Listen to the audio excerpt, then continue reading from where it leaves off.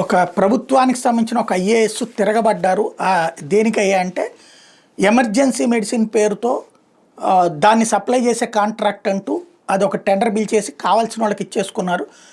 దగ్గర దగ్గర 100 కోట్ల రూపాయలు, 3,000 కోట్ల రూపాయలు ఈ 5 ఏళ్లలో, అంటే ఇంకా 4 ఏళ్ళే ఉంది, 4 ఏళ్లలో 3,000 కోట్ల రూపాయలు అంటే దగ్గర దగ్గరగా 700 కోట్ల రూపాయల దాకా ఏడాదికి. ఈ డబ్బులు ఎమర్జెన్సీ కిట్స్, ఎమర్జెన్సీకి కావాల్సిన సామాన్లు అందించడానికంటూ పెట్టేసి ఎంత అందించినా ఎంత అందించకపోయినా సరే డబ్బులు వసూలు చేసుకునేటట్టు సదరు సంస్థలకి ఇచ్చేశారు.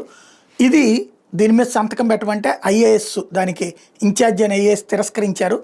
దాంతో అతన్ని పక్కన పెట్టేసి అతన్ని జిఏడికి అటాచ్ చేసేసి వేరే వాళ్ళతో కింద ఉన్న అధికారితో పని చేయించుకున్నారు అన్నటువంటిది. ఇట్లాంటివన్నీ వైసీపీ వాళ్ళు నోట్ చేసి పెట్టుకుంటే రేపు ప్రభుత్వంలోకి వస్తే యాక్షన్ తీసుకోవచ్చు, రాకపోతే కోర్టుల్లో వేసి ఇట్లాంటి వాటి మీద వెళ్తారా అన్నది, న్యాయ పోరాటం చేస్తారా చూడాలి.